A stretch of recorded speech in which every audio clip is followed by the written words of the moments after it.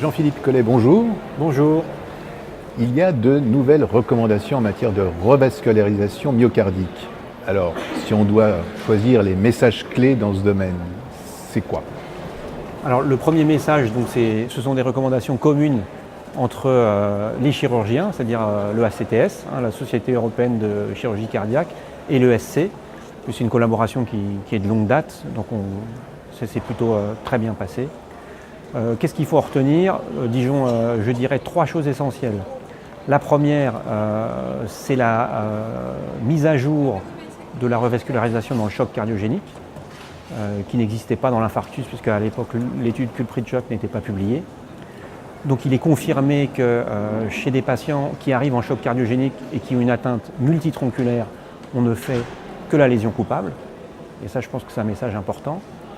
Et c'est d'autant plus important qu'aujourd'hui, le jour où les recommandations sortent, il y a le suivi à 1 an de l'étude Culprit-Choc qui vient de sortir dans le New England Journal of Medicine et qui a été présenté au Outline et qui confirme que les résultats observés à 30 jours se maintiennent à 1 an. Donc c'est un message qui est quand même fort et important pour la communauté cardiologique parce qu'il y avait des questions. Et en fait, l'effet délétère de cette revascularisation complète se maintient à 1 an. Il y avait une question aussi concernant les occlusions coronaires chroniques dans cette population. Il n'y a pas d'interaction avec. Donc c'est une première mise à jour qui est très importante pour les angioplasticiens parce que 80% des malades qui sont en choc cardiogénique ont une maladie multitronculaire. Donc c'est un message essentiel. Le deuxième message important, c'est la revascularisation du patient multitronculaire ou du patient qui a une atteinte du tronc commun. Donc ce n'est pas des patients en termes de fréquence qui sont importants, mais c'est là où on se pose le plus de questions avec la heart-team. Et de façon concomitante à ces recommandations, il y a une publication dans European Heart Journal qui est une méta-analyse sur la mortalité de tous les essais qui ont testé pontage versus angioplastie chez le multitronculaire avec ou sans atteinte du tronc commun. Alors qu'est-ce que disent les guidelines? C'est très simple. Elles disent qu'il faut faire le syntax score, et on ne parle plus d'intermédiaire, élevé, etc. On donne des chiffres parce que les gens retiennent plus des chiffres que des noms. Et lorsqu'il y a une atteinte multitronculaire, c'est-à-dire 3 vaisseaux, si le score de syntaxe est à plus de 22, par défaut, c'est systématiquement la chirurgie, que les patients soient diabétiques ou non diabétiques.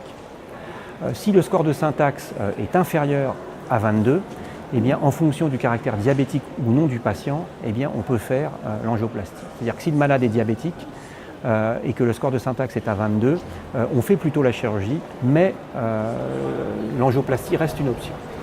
Que les patients soient STEMI ou non STEMI? Que les patients soient STEMI ou non STEMI. C'est plutôt des patients, disons, stabilisés. Ensuite, vous avez l'atteinte du tronc commun. Donc là, l'atteinte du tronc commun, il y a 3 cases.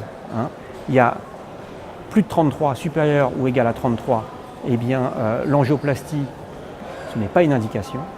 Ensuite, les patients qui ont un score de risque syntaxe intermédiaire, c'est-à-dire entre 22 et 32, l'angioplastie est une indication, c'est-à-dire c'est 2A. Et ensuite, quand il y a moins de 22, avec une atteinte du tronc commun, l'angioplastie est une bonne indication. Donc vous voyez, ça a simplifié les choses.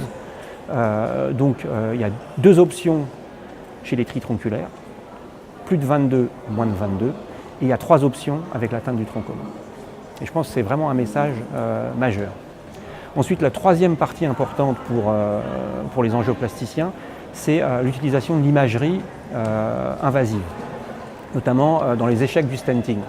Avant, on utilisait l'OCT ou l'échographie endocoronaire et on n'avait pas beaucoup d'évidence pour le faire, donc c'était au cas par cas. Maintenant, on vous dit que lorsqu'il y a un échec du stent sur le long cours, l'OCT c'est recommandé, c'est 2A, donc ça veut dire que c'est une recommandation forte, et ça veut dire en termes pratiques que tout le monde devrait avoir une OCT dans son cath lab. Donc voilà les messages vraiment clés.